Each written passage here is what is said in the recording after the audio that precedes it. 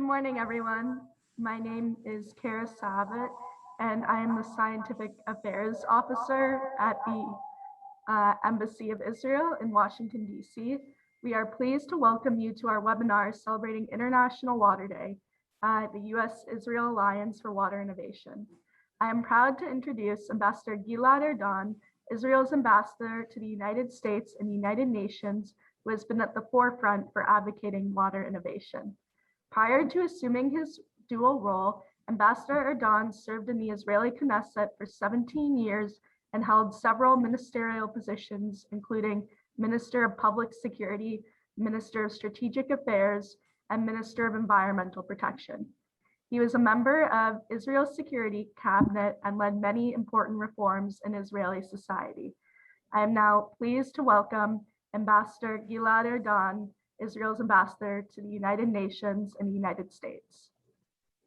Dear friends, Benjamin Franklin once said, "When the well is dry, we know the worth of water." In Israel, we took his words quite literally. In a few short decades, we have gone from a dry and water-scarce country to one that exports surplus water to its neighbors. Israel has become the world leader in water reuse, recycling almost 90% of its water.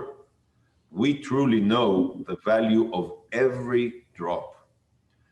And just as flowing water knows no borders, Israeli innovation is improving access to water across borders and continents.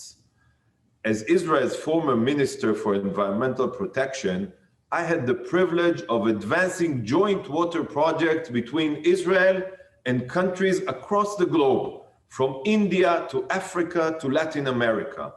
And today, in my role as Israel's ambassador to the United Nations and the United States, countries are reaching out every week, including those with whom we don't have official relations, in order to learn from our experience.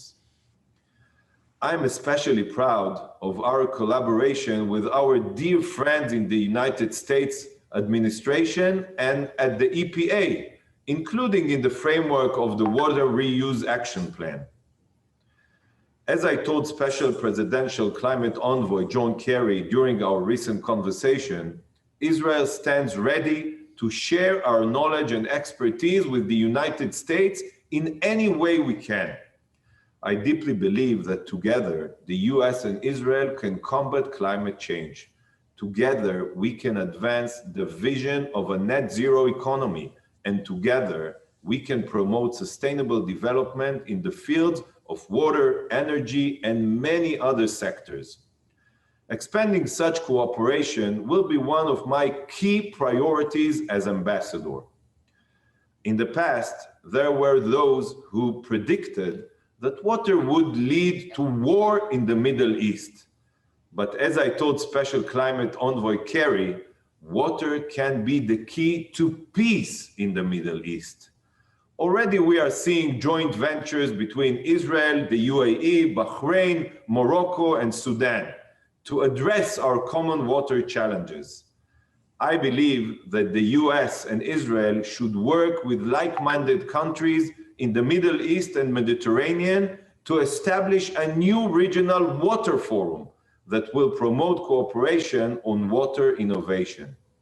Such a forum can create new partnerships, prevent armed conflicts, and pave the way for people-to-people peace. Just as our shared forefather Abram dug wells in Israel's southern desert, so his children can work together to provide clean water for all the peoples of the region. I would like to thank all the organizers and participants in this event and everyone expanding US-Israel water collaboration. I look forward to working together to strengthen water security, health, and resilience for communities throughout our countries, across the Middle East and around the world. Thank you very much. Thank you, Ambassador, for your important message. Water, as other climate issues, and I think we all learned this past year, even health issues, don't recognize borders. And we must form alliances, like the ambassador said, and work together. In our case, discussing water today, to save and reuse this precious resource, water. To discuss all the challenges we face together and how we can do this together, we have with us today a panel of water experts, each in their fields, and I'm very, very proud and honored to introduce them. It's a panel of 4 people. We have Professor Dror Avisar, who's the head of hydrochemistry research group at Tel Aviv University in Israel. Professor Avisar returned to Israel in 2004 after being a postdoc, a lecturer, and a researcher at the University of California, Santa Barbara. He was then appointed to an academic position in Tel Aviv University, and he focuses his research on the understanding of the physicochemical processes and the occurrence and transport of micro and nano contaminants within the aquatic environment. We have Dr. Sharon Nappier from the EPA, the Environmental Protection Agency, and she is the national program leader for the water reuse with the EPA. She specializes in environmental health microbiology and quantitative microbial risk assessment. Major projects at the EPA include chairing the 2012 Recreational Water Quality Criteria Team, leading efforts to develop coliphage-based recreational water quality criteria, leading efforts to, assessing the microbial risks associated with water reuse, which we'll discuss today, of course, at length. Dr. Napier is also responsible for driving the development and implementation of the National Water Reuse Action Plan, RAP. Our 2 other guests from Israel today are Mr. Oded Distel. He is the CEO, Oded Distel is the CEO of Tal-Ya Agricultural Solutions, a product that creates ideal microclimate for young trees and vegetable plants. He previously was the founder and director of Israel NewTech, Israel's world-renowned national energy water program at the Ministry of Economy and Industry. Israel NewTech brings startups, entrepreneurs, companies, multinational, academia, regulators, policymakers, and investors together to cooperate in order to deliver smart solutions to global challenges. And we will discuss this with him today, and especially the issue of water management in a holistic manner. And we have Mr. Eytan Levy. He is an experienced entrepreneur. I like the way he described himself as a serial entrepreneur, CEO, executive director, and investor who has spent his career successfully founding and growing disruptive technology-based companies. We'll mention just some. Eytan found Aqwise in 2000, and it deals with biological wastewater treatment and reuse solutions, as well as Fluence that deals with water with wastewater. And Aqwise, just to mention, has today over 450 installations in 40 countries around the world. Eytan was part of the founding team of a venture capital in ICV, Israel Cleantech Ventures, Israel's leading cleantech venture capital fund. He focuses on backing Israel's emerging clean technology companies. So we will definitely discuss a lot of water technologies here. But I think for the first part of our panel, let's start with Dr. Napier and Professor Avisar, and they will share with us presentations about the bigger picture, the challenges, and some issues. We'll ask questions and move on from there. So thank you so much, Dr. Napier.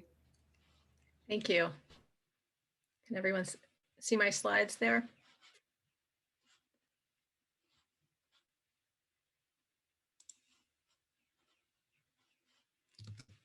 Great. So thank you so much to the Embassy of Israel for the invitation to participate today. I am so excited to be joining you here today to talk about the National Water Reuse Action Plan, or as we call it, the RAP. Next slide, please. So risks to water supplies in the United States prompt new and more integrated solutions to managing water supplies and quality. In the United States, only a small percentage of water is reused. with more than 300 billion gallons per day being discharged from sources such as municipal wastewater through treated effluent, agricultural runoff, industrial processed water, and stormwater. Roughly 280 billion gallons per day are estimated to be available potentially for reuse. So in the United States, there's this clear potential to advance water reuse practices, and this action plan seeks to reduce barriers and challenges currently associated with accessing water reuse as a management tool. Next slide, please. Oops, next slide. Next slide. Great. So the RAP was launched on February of 2020 with federal, state, tribal, local, and private sector partners. This is not an EPA plan. This is really a dynamic water sector initiative. This collaborative is currently comprised of more than 100 different organizations across the water sector to build technical, financial, scientific, and organizational capacity to spur and advance the implementation of water reuse. The plan itself features 41 specific actions grouped across 11 different strategic themes, which I'll show you in a minute. And each action has a set of milestones with target completion dates that outline steps to implementation. The actions are led by 30 different organizations and are supported by those nearly 100 collaborating partners. Next slide, please. So when we released the action plan, we also released the RAP online platform, which was built with the guiding principles of transparency, accountability, and collaboration in mind. It serves as a repository for proposed, active, and completed actions. So each action on the platform is presented with information on the leaders and partners, background, and implementation milestones that clearly outline the specific steps for an action's completion.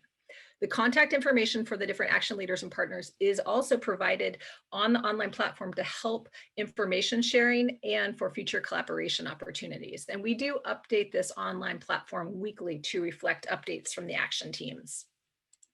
Next slide, please. The RAP features 11 different strategic themes outlined here. When we designed the RAP, we knew that we needed to take a holistic approach to how we advance the consideration of water reuse. And all of these components need to happen together. So the themes here address things like regulatory barriers, they facilitate financial support, advancing the technology, and promoting leadership and collaboration. And so I'm now going to just delve into a few specific actions under a few of the themes that are in bold. And I thought that these might be most of interest to the group. Next slide, please. So the first is facilitating US-Israel collaborations on technology, science, and policy of water reuse. So this first action is under the international collaboration theme and is between US and Israel's Ministry of Environmental Protection. EPA and Israel's Ministry of Environmental Protection renewed their MOU in 2018 to promote bilateral cooperation on environmental issues. And this action forms and strengthens partnerships and promotes international science, technology, and policy information exchanges. Currently, the action team is planning for a spring virtual visit to Israel. Topics will include agricultural reuse, the policy landscape in Israel, and technological considerations for wastewater reuse. The virtual visit's intended to promote information sharing that will be helpful for our states, utilities, and the agricultural sector. We are planning for an in-person delegation mission to Israel as part of this action, and it's tentatively planned for fall 2021. Next slide, please. The next action is under the theme of science and specifications, and this is to compile fit-for-purpose specifications. So the level of water treatment needed really does depend on both the original source and the intended use to protect against chemical and pathogen concerns. So this action is working to assemble fit-for-purpose specifications outlined in water reuse regulations and guidance documents, both within the United States and internationally, for various sources of water. So sources of water like municipal wastewater, ag, return flows, industrial, and stormwater. and for different potable and non-potable use applications. So in addition to this compilation, the action team is beginning to summarize the technical or the scientific basis for these different specifications. And eventually we hope that this information is going to be available on an online portal that's intended to link decision makers to the different water reuse specifications. Next slide, please. The last action I'm going to show you is under the Integrated Watershed Action theme, and this is called Developing Case Studies for Low Input Solutions. So low input solutions are those that are low energy, low cost, and/or low maintenance. These could include things like cisterns, on-site treatment at the farm scale, or constructed wetlands. And the idea is that we're really trying to demystify that water use has to be expensive, and that there are low input solutions where you can reduce your reliance on potable water supplies. So this action will compile and develop these case studies that show how low input solutions can help improve community-specific water issues. Next slide, please. So looking forward, our action leaders and our partners are very focused on action implementation. On April 29th of this year, the water reuse team, and in collaboration with all of our partners, will release an update on collaborative progress during a public webinar to highlight progress across the different WRAP actions during the first year of implementation. And that webinar will really demonstrate the collective impact of all of our different individual unique actions. We're going to showcase new actions and highlight progress across the active actions. The registration link for this event will be included in the next slide. There are 3 ways, if you're interested, that you can get involved in this action plan. You can stay in the loop. You can follow the implementation progress on our online platform, or you can join our listserv and learn about progress by emailing waterreuse@epa.gov. You can support an existing action. So if there's an action that you're interested in participating in, you can reach out to the action leaders about possible roles. Again, their information is available on our online platform. And finally, you can propose and/or provide input on a new proposed action. So as I mentioned, the online platform provides information on active actions, but we invite you to propose new actions and ideas or provide input on new proposed actions through our waterreuse@epa.gov website. The WRAP Action Development Cycle webpage we have on our online platform contains information about how to also lead a new developed action. So I'd like to thank you again. Thank you all for your interest, and thanks to the Embassy for the invitation to participate. Thank you so much, Dr. Nappier. And I'm sure even in this discussion, our other panelists will come up probably with either how to integrate in one of the programs or already suggest a new plan that can go under WRAP, but let's hear about it. And this is exactly the time before we ask any questions to turn it over to Professor Avisar to hear, I guess, the Israeli balance of just what we heard from the EPA. So Professor Avisar. Hello, everyone. Please enable me to share. I want to share my presentation. Can you hear me? We're doing it right now, even though it takes us away you. from the beautiful view. And I saw your dog there a second ago, which made it perfect. But here we're enabling right now, and it should be done. Yeah. So let's see. Yeah, you see my full screen? Yeah, we see it very well. Okay. So hello, everyone. I have only 5 minutes. This is the time that that's given to me. So it's a very short time to present, the Israeli reuse topic and to give you a lot of information. So I decided to share with everyone how it began. And we have to remember that in the past, humanity lived in a small town and settlements. Human actually control their waste. And generally, there is no problem with the waste. There is no problem with wastewater because the waste was dry and there is no water to carry and to treat the waste. So there is no wastewater. Unfortunately, this is still a situation in several developing countries in the world that, because of the growth of population, today cause a lot of problem, actually, a human health problem. So, one sec, yeah. And in recent time, you know, that because of a huge population growth, people live in large towns, cities, we are producing more wastewater. 3/3 of human consumption of potable water convert to wastewater. It's a huge amount. We're using a lot of water in order to get rid of the waste from our home, our place. So we are creating actually a huge amount of wastewater that became a problem. And especially if we are not using high-tech technology or a sufficient technology in order to treat this wastewater. And in many places around the world, a lack of technology and a lack of maintenance of technology causing a lot of problem regarding this issue. Even in Israel, most of my childhood, actually, during the 60s, 70s, 80s, and even the 90s, Israel was actually polluted. Most of the aquatic environment in Israel was highly polluted with wastewater all over, the domestic wastewater, industrial wastewater, and agricultural wastewater, really discharged to any stream, river. We have one lake, but a lot of streams and rivers became the main carriers of wastewater, raw wastewater, and low quality effluent, and became highly polluted.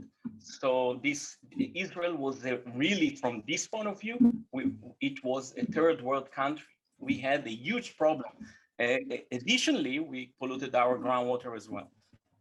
So the agriculture sector, which is still and was more before, was the major sector consuming fresh water, actually suffer from lack of fresh water due to series of droughts and dry seasons. And we had a problem with two main issues. One is most of our country polluted with sewage, with wastewater, and agriculture demands most of our fresh water and a lot of fresh water. On 93, Rabin government took responsibility and actually decided to solve this severe national problem, I can say, and they established what's called the National Wastewater Authority. And this National Wastewater Authority actually encouraged municipalities, many kind of connected amongst regions, to build best available technology wastewater treatment plant. And this best available wastewater treatment plant, by high maintenance, by collecting the wastewater from all the cities and all the settlements, by treating in the best way and creating high quality effluent, actually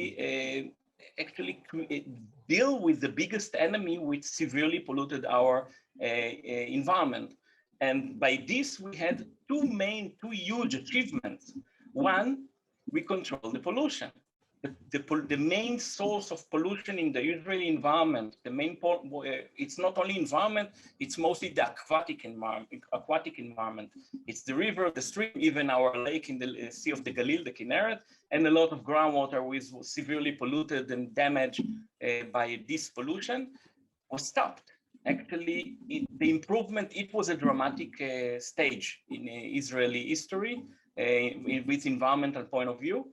And from this point, the situation became better and better, and expert companies became responsible for the maintenance of these facilities, and the situation became even better because they have an interest to produce high quality effluent for other uses, to sell this water to the government, to the country, and the situation became even better. So by this, we obtain an additional independent water resource the effluent, the high quality effluent, and mainly for agricultural reuse. And today Israel is the worldwide leader in using high quality effluent for agricultural reuse, agricultural irrigation, sorry, as a reuse. And this is a fantastic issue because almost 90% of the reclaimed water or reclaimed effluent goes to the agricultural for direct and indirect irrigation. And this is save a lot of fresh water, and this is save the Israeli aquatic system. So we achieved two main achievements, and this was the beginning actually of the environmental revolution in Israel. And we have to actually to consider one fact. Israel, as I said before, is the worldwide leader in reuse effluent in agriculture. We are actually serving as a worldwide live laboratory, because the other countries that using effluent for agricultural irrigation using 20, 25, almost 30%. We are using almost 90% above our aquifers and nearby our streams and river, and actually we are irrigating our food. So this is a kind of a laboratory that all the world experts looking in Israel and say, well, let's see what's going to happen there. Let's see the situation there. Let's see which type of solution they are going to give. And this is make the water scientists in Israel kindly important from this point of view, because we have to show the solutions. We have to show actually the data. We have to check the quality of the effluent. We have to go and follow upon any kind of irrigation, direct reuse, indirect reuse. Indirect meaning that we are using the effluent as it is for irrigation. Indirect meaning that we are using before any kind of a treatment, could be artificial recharge to groundwater and then pumping back, could be any type of a filter that we are using in order to improve, to polish the quality, the effluent, the high quality effluent. But there is question to be considered that we are the scientists, we are living in this live laboratory. We have to ask ourselves, first, what is the quality of the wastewater effluent? So this is efficient, this is enough for reuse or for direct reuse. This is enough and safe for irrigate this water in our food, actually, all over the country, nearby aquifers, nearby rivers and streams. More questions about the persistent compound that I'm dealing with the last 25 years. I'm dealing with persistent compound, meaning that there is compound that there are chemically more persistent for degradation. These compounds are double bonding, and they have aromatic ring, so bacteria cannot degrade them easily, and even they are not preferred to degrade them. And even in the high quality effluent, after a great maintenance of the wastewater treatment plant, the high quality effluent still contain these persistent compounds. I will give you an example: pharmaceutical residues, okay, and others. Some of them could be endocrine disruptor chemicals that they are causing a lot of health problem. So we have a lot of persistent compounds. Some of them are not regulated at all, that are still exist in this high quality treated water. And we use them, 90% of them we are using indirect in agriculture. So this is the question: who is going to give answers regarding the persistent compound? So in the agrochemistry laboratory at Tel Aviv University, this is what we are doing. We are studying the chemical fate of this persistent compound and their degradation product, or I may say transformation product, because they are not sufficiently degraded, so they are a little bit transformated. And they are still stable, they are still toxic, and they are still problematic. Consequently, we are developing, optimizing, and especially in this day, upgrading our previous technology. We are trying to develop an innovative advanced oxidation processes and membrane technology in order to eliminate this persistent compound from reclaimed wastewater. This is the main issue that we can do. In 5 minutes, I can say more, I can't say more. So thank you very much. Thank you, Professor Avisar, and we'll get back to you in a moment. But I want to just for Dr. Nappier to maybe respond to this issue. Professor Avisar spoke a lot about reclaiming effluent, right? Basically, wastewater. And you also discussed in your presentation, you need to think of the quality of your source and what you want to use it for. Can you tell us a little bit, because most people aren't as well versed as you are about the processes, what might be the challenges in using this or the disadvantage, and then what are you doing to notice this issue and overcome it? Sure. I mean, I think there's some advantages and disadvantages to using effluent. I mean, effluent can provide this alternative source of water that's going to decrease our reliance on our freshwater shortages. It's been reported in the United States that we're likely going to experience freshwater shortages in 80% of our states over the next 10 years. And we do need to get ahead of this. And we need to start seeing effluent as a resource rather than a waste product. And that's going to allow us to ensure we have these resilient water supplies as we experience drought and other climate stresses. And so this treated effluent has the ability to be used for many applications, but you mentioned there's some disadvantages. Maybe it's just things that we need to work on and we need to recognize. I mean, Dr. Avisar just nailed it. We need to understand the quality of our effluent for the different end-use applications from a pathogen standpoint, from a persistent chemical compound standpoint. How do our technologies remove these different chemicals? So we are very interested in the research that he's doing. We need to better understand how to monitor in real time for pathogens or surrogates, these compounds that he just discussed. We need to understand how to monitor for failure events. We are very interested in potable reuse and direct potable reuse. So treating this effluent for the potable use. So we need to understand failure events in real time. And we want to make sure that the water quality is good 100% of the time. Another thing that he mentioned was about regulations. In the United States, we don't have federal regulations governing potable reuse. The states are in the driver's seat to develop their own regulations. So we have Clean Water Act and the Safe Drinking Water Act, and those do provide frameworks, but neither were really written with the intent of treating municipal wastewater to a drinking water level. So at this point in time, our states are in very different places about how or why they're pursuing water reuse. There's lots of different issues that we could get into, but the way that we've designed this water use action plan and the different strategic themes are ways that we can also overcome a lot of these different challenges. I'll stop there. Thank you.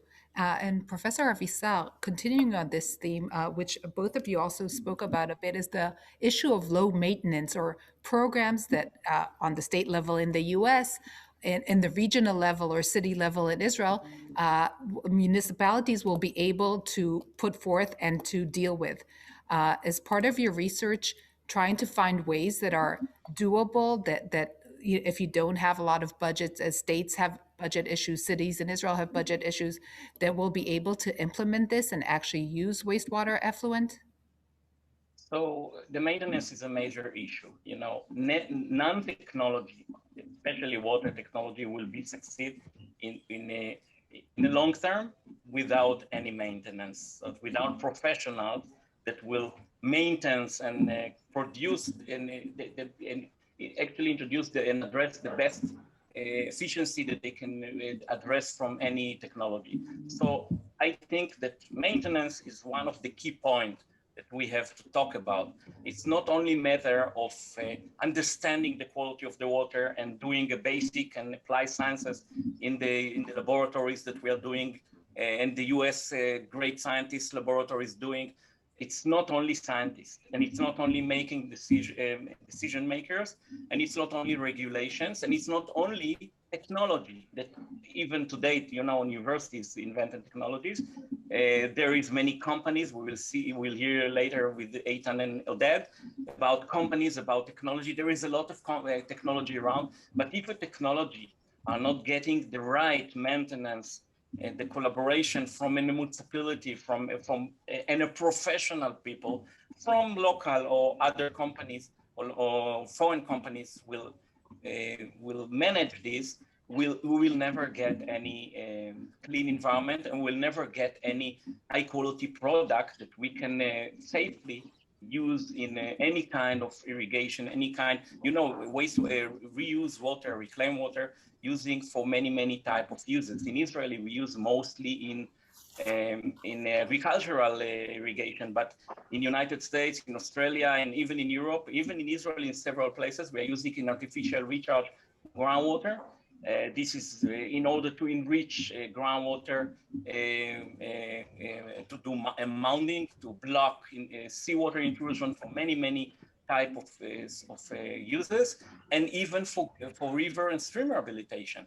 But in order to do so, we need the wastewater treatment plant facility well maintained by people, professionals that produce for us the best available water. And we are, as a scientist, will always challenge them to go further, to go beyond. It's not enough.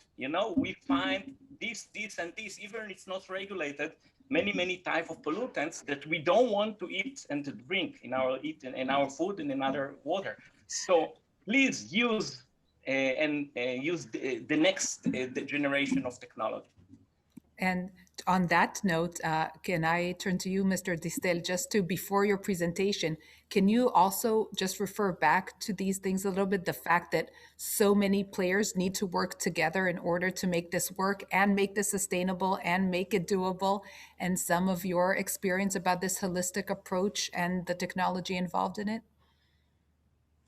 Yes, definitely. Thank you, Tammy, and happy Water Day to everybody. Water Day. And I'm really excited, and I think Dr. Nappier just raised this flag of reuse revolution. And I think she mentioned all the right blocks in this construction program. But I do want to emphasize the fact that beside the technology and the legal part, it has to do a lot with a cultural change. And I would like to highlight that the fact that basically in Israel, as Professor Avisar mentioned, we started many years ago with this reuse concept, basically somewhere in the 60s, on small scale, and then gradually it became what it is today, the 90% reuse numbers. But in the mindset of people, it was a slow, not easy process. And I think it is important to understand what you are targeting and what the difficulties ahead of you. So it is the issue of technology and maintenance and financial resources and all of this. But I would put my finger on this cultural challenge that probably you're going, or you're already seeing on your daily experience. But it's something that needs to be addressed very patiently, but with a lot of energy to inspire the entire ecosystem that this is the right vision. Thank you.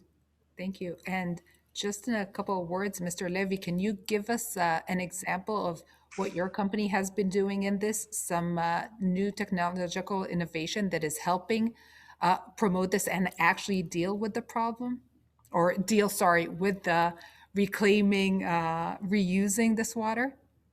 Yeah, hi, and happy Water Day, everyone, and thanks for joining us. I'm going to present a few technologies in the presentation in a few minutes, but generally, I think it starts with preventing certain pollutants to reach into the wastewater, preventing it in source. And then it's the selection of the right treatment technology that can address the challenges required to reach reused effluent quality. Then it goes to instrumentation to monitor and to measure the quality. And maybe the last thing is remote control, the ability to see all the parameters remotely from a central control room and to analyze and to be able to take actions remotely by shutting a valve or adjusting a pump or so on. And all this has to come also, as Professor Avisar mentioned, in a very reliable, easy to maintain product. Otherwise, if it requires a lot of maintenance, it will never work. So it has to be reliable. And I think that's what I'm going to present in my presentation in a few minutes. So thank you. And so I guess it's a good, I love how the way this flows, right? A bit like water. I had to. So in this, let's go to the presentations. Oded, can you start? And then we'll go to Eytan Levy's. Perfect. So I'll share my screen.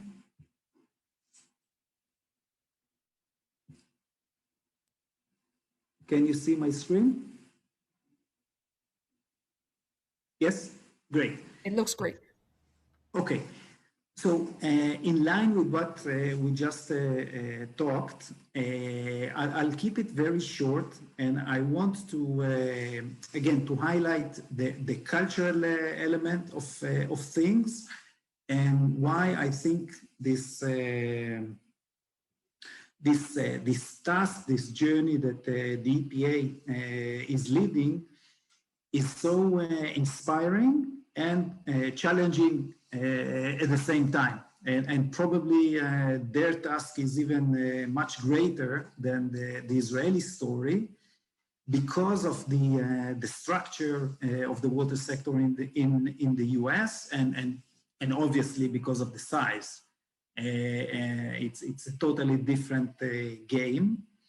Nevertheless, I would like to describe in a nutshell things that we did here and maybe can be not a copy-paste, obviously, type of a concept, but in principle, some of the elements can be used or adjust to the US case.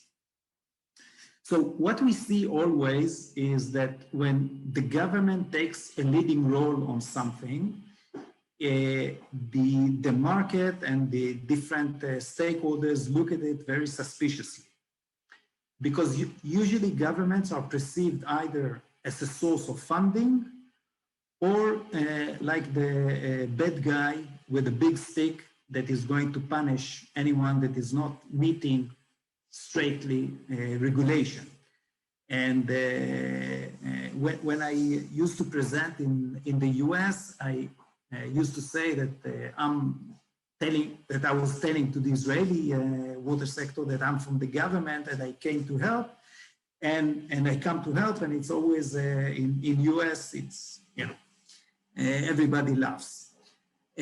But the task is really to convince the water sector that it is for real, that it's going to work, and that the government, whether it is the EPA or the local entities in different states, are here to play a significant role, maybe even to be in the center of this revolution, and they are intent to make it in a positive way.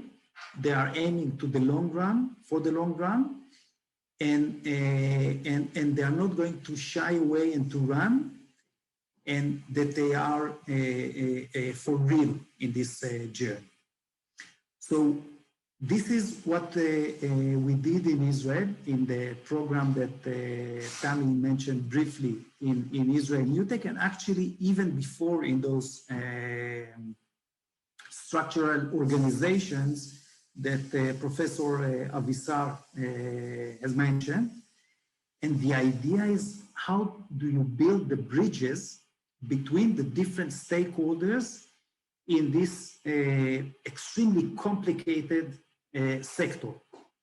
So again, in the past, each one in the water sector basically managed its water needs and its water resources on its own. And this is basically why you have so many different water entities in the US, because every little farm, the village, the small city, the big city, the factory, the tannery, each one was dealing with its own water issues. And as long as things were okay and we had enough water, it was okay. We had enough water. Everybody could do whatever they liked. we are in a different game now. And I think more and more people understand it with climate change, with all those issues. Therefore, we have to manage water in a much smarter way compared to what we did before. And reuse is a crucial element in this smarter way that we are preaching. So in order to make this ecosystem concept work, so we have to build trust between the different partners, meaning the farmers have to trust the quality of the effluent that they receive from the municipality or from the wastewater treatment plant. And the customers have to trust the products, the agricultural products that they receive from the farmer, that it is healthy and good, and they can rely on it and not be suspicious on what happened, what kind of effluent, whether they're going to have health issues down the road, and on and on and on. Second important issue is what I call ego engineering. And this is about the ability to lower the desire, which is very common between individuals and definitely organizations and ministers and on and on and on, and being able to work in a holistic structure, in a multidisciplinary approach, as we say here. Another point is what we call open club, meaning everybody is invited. Students and investors and just people that are interested, and obviously companies and startups and everybody can join in, everybody can have a say. And the fact that it is for the long run, we're not hoping to achieve something just, in a few months. It is a long plan for the long run. It's going to take years, especially in the US, but it is important that the policymakers will show that they are determined, that they are committed to this issue. And the last one is to understand that there's no silver bullet. We cannot just do one thing and solve everything. It's a bundle of a lot of small steps that eventually going to create the big shift, the big change that we are hoping to get. So I'll hold it here, and Tammy, I give it back to you. Perfect timing, and thank you.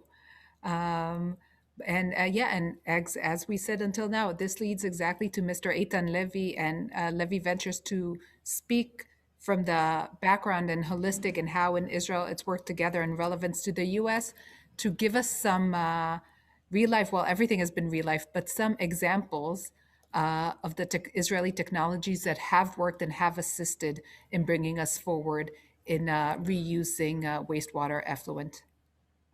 Eytan? Right. So really in this short time frame, I thought about just giving you a taste of Israeli water reuse technologies. So I present here 3 technologies very briefly. My email address is given here and also in the last slide. So anyone who wants to get more details can contact me afterwards. I'll start with Tevet. Tevet treats effluent in dairy farms and piggeries. It has about 50 full-scale installations. I think we can see some of them here. It's an advanced physiochemical treatment of the effluent, which is very difficult to treat generally. And it's a very simple to operate process, so farmers can easily operate it within the farm. And it yields dry solids, as we can see the piles here in some of the pictures, here and here and here, and the clear effluent that can be used as an organic fertilizer. And when we talk about the circular economy, which is a very important component of the Sustainable Development Goals set by the UN, we can see this beautiful circle of the farm that generates wastewater. Wastewater goes to the Tevet facility, that has two streams coming out of it. One stream is the dry solids, and the other one is a pure liquid fertilizer. The dry solids are being treated by a regional manure treatment facility, typically a biogas plant, and the organic fertilizer is diluted with the irrigation water, typically reused effluent, but as an additional fertilizer to fertilize the fields for the fodder to feed the animals.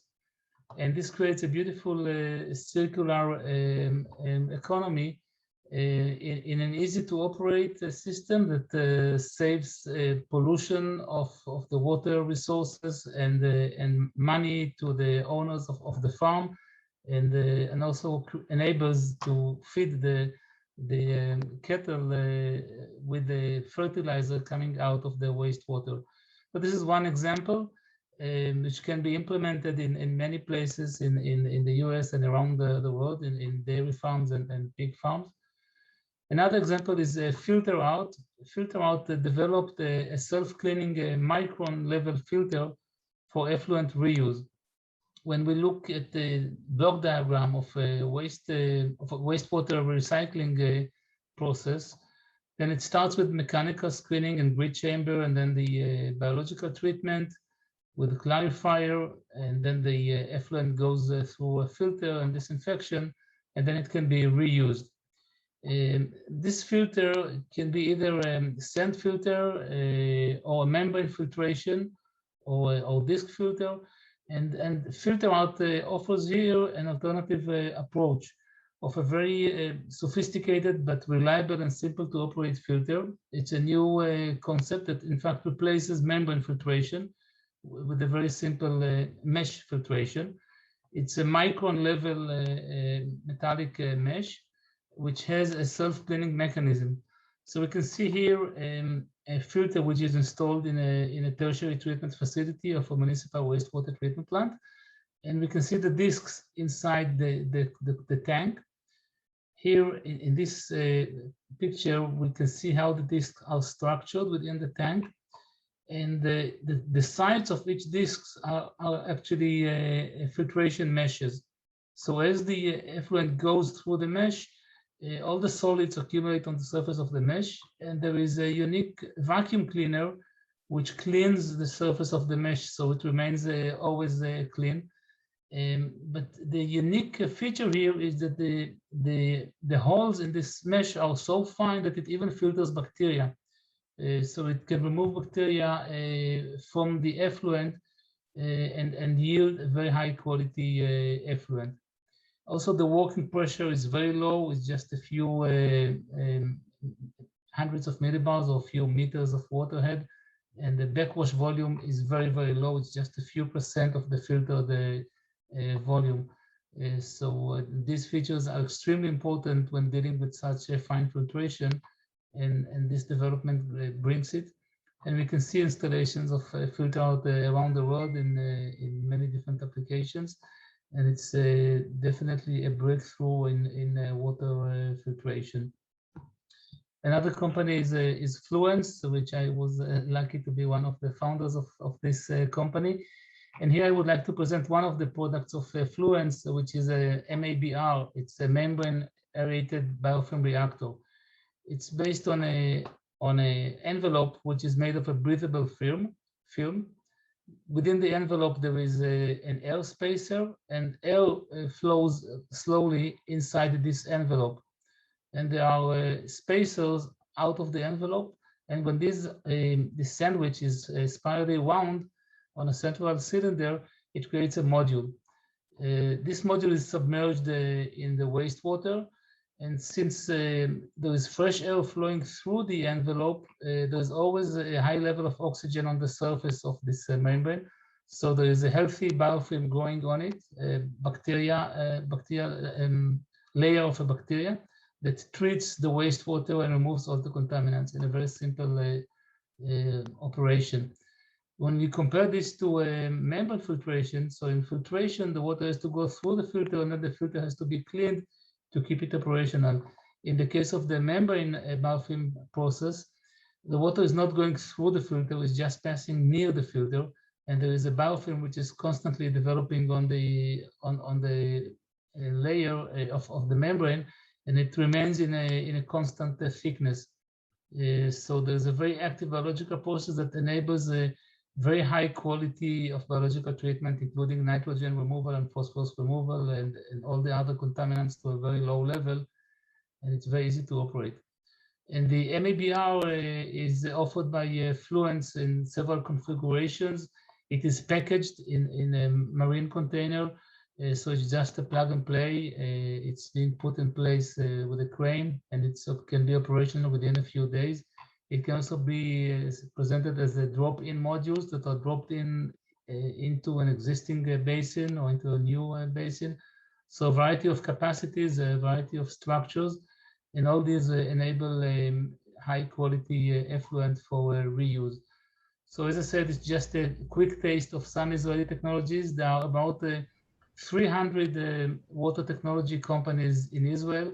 There are many companies that require some help in order to go international and to penetrate into international markets. And I'm trying to help some of those companies. I'm not involved in all of them, but there is a great potential for Israeli companies to make a breakthrough around the world. And I invite any participant that wants to get involved in the Israeli water technology to do it, to contact me or anyone else, and we'll be happy to cooperate. Thank you. Thank you so much. And Eytan, just stay unmuted because I want to ask a quick question from each of our four panelists to end the discussion and keep it open for more. And as Eytan said, you can contact him. We'll also be happy. You have us on Facebook, Twitter.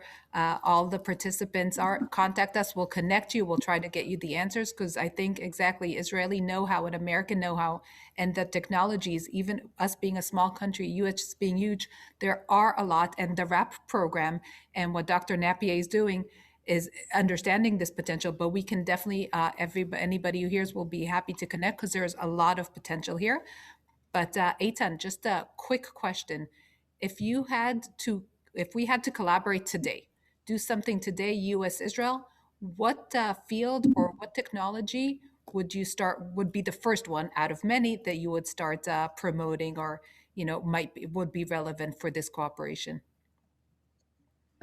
Well, it depends, of course, on the required regulations to be met in different states.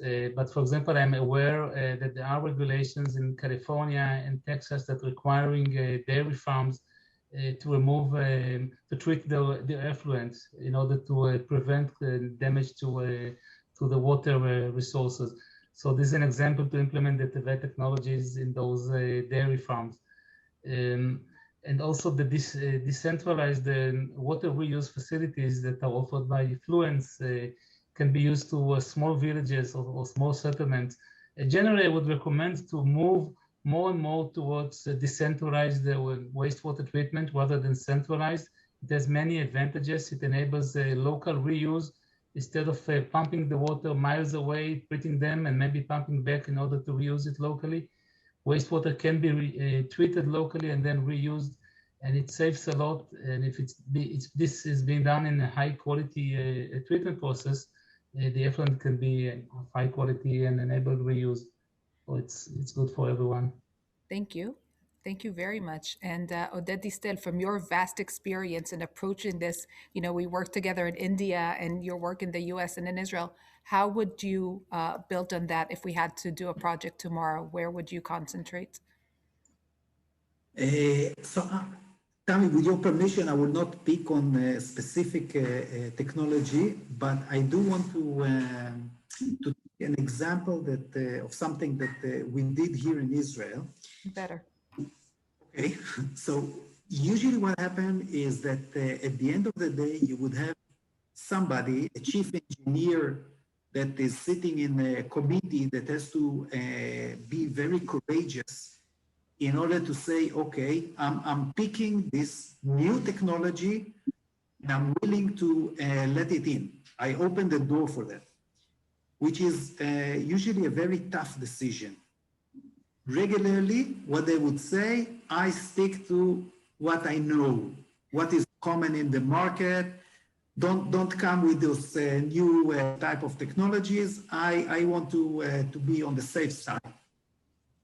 And again, this goes back to the cultural issue, and this guy or this committee feel that they are part of a larger revolution, that they are not alone, that if something goes wrong, they are not to be, their head is not going to be chopped off.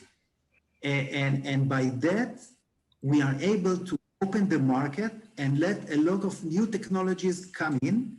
Obviously, it has to be done very carefully in order not to risk any health or environmental issues. But the message is that things can be done and to open up the door. And just to wrap it up, Tammy, I would say that in the agricultural, she's cute. I'm now in the agricultural sector, but it's basically, it is all connected. So if we are able to save water with my new company that reducing water usage in young trees, it is reflected with the overall water consumption. So everything is connected. Thanks. Thank you, and it's important. And we'll go to our last Israeli participant before we go to Dr. Nappier. Professor Avisar, do you have a last word for us, what we should keep in mind?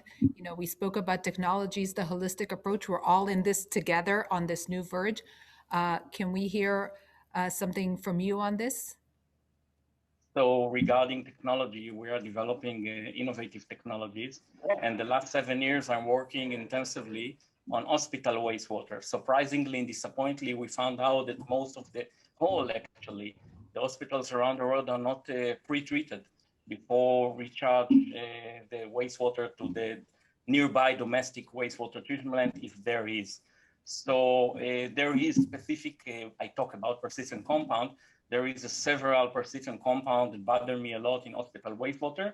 So we focus actually in oncology buildings, dealing with chemotherapeutic drugs. Chemotherapeutic drugs are the most toxic compounds people ever develop in order to kill human cells. And it really goes down to the wastewater treatment plant and stay in the high quality effluent as a persistent compound. So we develop a machine that can be connected to the oncology building. Today, most of the hospitals are a campus-like structure. They are not a big, huge hospital. They are structure-like, so there is a building for each unit, and we can work only with the oncology building, divert the wastewater from this building to our system. And these systems, it's an upgraded hybrid advanced oxidation process. We believe in destructive process rather than membrane. So we are destruct this molecule, try to mineralize this molecule in order to get rid from this toxic molecule around. So what bothers me is the specific parts of what's called industrial, human activity, industrial wastewater, hospital wastewater that are still contributing high toxic persistent compound to the environment that are definitely not counted by the biological treatment in the best available wastewater treatment plant, and we found them in high quality effluent. So my main mission is to get rid from toxic compounds in high quality wastewater, high quality treated wastewater. Thank you so much, and thank you everyone for this evening, and cheers with water. Cheers to that. Dr. Nappier, we heard about the Israeli technology in dealing with wastewater, with agriculture, now we heard about high quality wastewater from industry, hospitals, and others. Can you just tie it in all for us back to wrap in the American issue? And just also, yes, why should everybody be concerned and be part of this, even though some states here seem to be, have a lot of water, perhaps they think they don't have water issues or don't have them yet. So can you just tie it in for us, please? Sure, sure, absolutely. Well, I just want to start because I love Oded's quote, the energy to inspire an entire ecosystem. I think that really gets at the heart of it. We are at a place where we need to start thinking about how we can have reuse within all of our states. We want reuse to be unremarkable, always safe, easy to access, available to all of our communities from a financial standpoint. We want to make sure that all of our states have a resilient water source. We acknowledge that it's not just drought. That's very powerful, but we need to reduce our reliance in the United States on imported water, addressing the groundwater overdrafts, which was mentioned at some point today, looking at alternative approaches to managing stormwater, accommodating our population growth, supporting ag, and enhancing environmental restoration. So I really acknowledge all the great work that Israel's done to work across the sectors. We need to work with our scientists, those financing these projects, better get at the public perception piece and the trust of the public. For us, we need to work with our drinking water utilities. It's not just affluent and ag, but looking across many of these different water sectors. So I do look forward to our continued collaboration with this particular group and our partners in the country of Israel. So thank you so much for today, and happy World Water Day. Thank you all so much for experts for joining us. I think this was enlightening, and yeah, it really is just opened it for more questions and more issues, and we'll get to everybody who wrote in the chat via email. You can find us, Israel in the USA, Facebook, Twitter. Send us any additional questions you have there. We'll be happy to make the connection. Thank you all so much, and happy International Water Day. Stay safe.